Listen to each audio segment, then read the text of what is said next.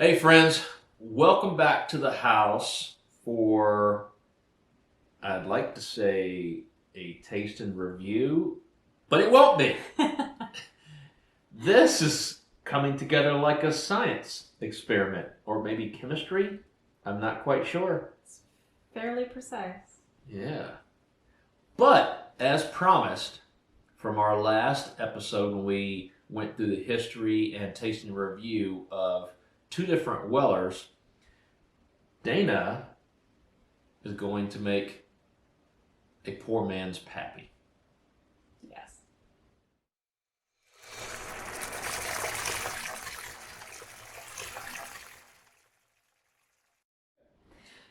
So, poor man's Pappy. We covered it in our last video at the end there, kind of discussing the different mash profiles, and everyone's trying to recreate Pappy Van Winkle because when you can find it, which you probably won't ever get your hands on a bottle, it's either counterfeit, overpriced, or extremely rare. So, everyone's trying to recreate it.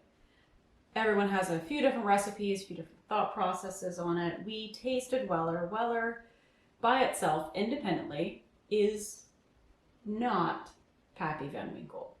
It does not have that smoothness and that fruitiness that Pappy's known for. So this is my take on a poor man's Pappy. Now, it kind of started out with a little bit of internet research and a little bit of, hey, what's that I hear? Most internet recipes are going to have you blending your Antique 107 with Weller 12 year. Now, we can't get Weller 12 year because everybody's buying it and drinking it and calling it poor man's Pappy. So what I do instead is I use the Special Reserve. That is very easy to find, very cheap, and on top of it, it's not really aged that much. That's why it's really easy to find. Well, easier. I was going to say, it's not really that easy. It kind of is. Well, I mean, every time you happen to find one, you grab I it. I get excited. Yeah, you That's grab because, in Florida, you can only find it in one particular retail chain. And you have people literally driving from store to store, following shipments and buying it out as soon as they can. Yeah, we don't have a case sitting here, so I know it's not easy to find. Yeah, we do not have a case. No. I'd Okay. like to have a case. No! So my poor man's Pappy. All you need is a nice quart-sized mason jar, a good measuring cup. You can estimate it. You don't have to be as precise as I am. And my special ingredient. This is a lightly toasted oak corkscrew. Little oak spiral. Now, you can find these at homebrew stores. That's commonly used for beer manufacture. I'm using it for my poor man's Pappy. We'll come back to that one. Okay. So you're going to take 60% Special Reserve and 40% Antique 107. Okay. So in my size mason jar, allowing room for the corkscrew spiral, 60% is about 14 and a half ounces. So considering how my mason jar says 16 on it, I'm going to use my measure cup here and measure out about 14 and a half.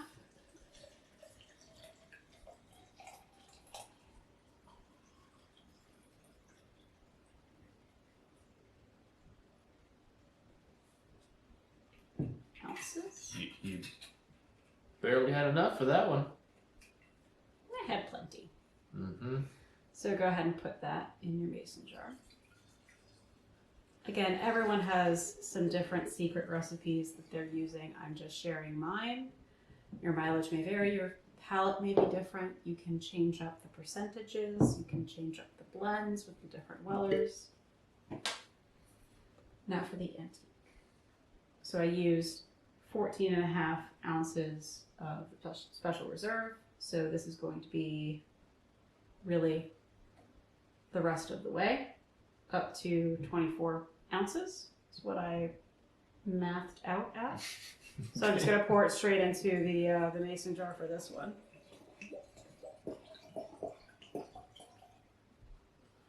and right up to my 24 ounces. Maybe I went a little over. It's fine. That's fine, because I like that more too.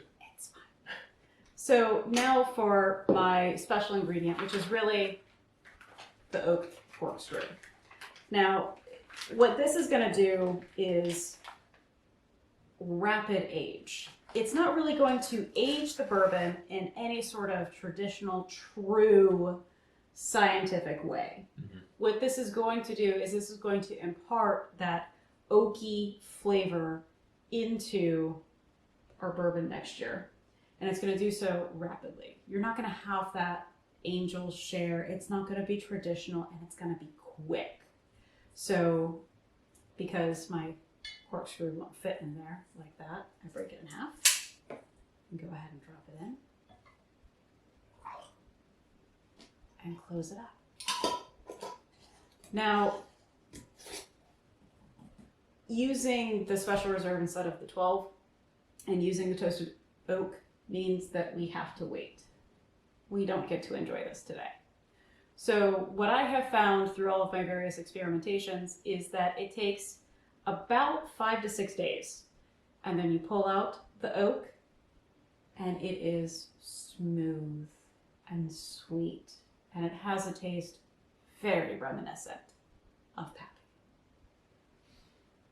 I'm really looking forward to it. I've never had this before. I've heard you talk, poor man's Pappy, poor man's Pappy, poor man's Pappy, for so long. If I could get my hand on a real bottle of Pappy, I would do that. Yeah. So I'm really eager now that we've tried both of these to see how this is going to taste next week. Yes. And we're going to do an episode on it. I can't wait. I really can't wait. I This is know you delicious. can't wait. Made this for Thanksgiving one year. That jar was gone. So anywhere else they can pick this up from other than a homebrew store? You can get it on Amazon from a homebrew store retailer on Amazon, which is I think where I found that. Be sure to get the light char instead of medium, heavy. Yeah, and just to be clear on it, this is an infusion spiral American white oak, and as you said, light. Mm-hmm. Now this one is made by Barrel Mill, who does premium barrels and infusion spirals out of Minnesota. So just if you happen to be looking for these, this company puts out the real deal since they're actually building barrels too. Yes. That's who you want to get it from, not Bubba's Garage. Yeah, not good. Probably not from your backyard. This is specifically cut for infusions. With the way that they've done the spiral, as you can see, it was really easy for me to break it in half. Mm-hmm. Yeah, that was nice. Okay, all set? We're all set. All We right. gotta wait a week. Yeah, this is true. Well, thanks everybody for joining us once again. I'm very curious, as I'm sure that you are, if you've actually had a poor man's Pappy, how did you make it? Or if you drank from someone else that had made it, what did they tell you their proportions were and what they actually mixed it, or how long did they mix it with? Did they use a spiral or not? If they even told you the recipe. Yeah, this is true too. So, post up any questions, any comments. Love to be able to engage with each of you. Stay safe. Take care. Look forward to seeing you next episode. Bye. Bye.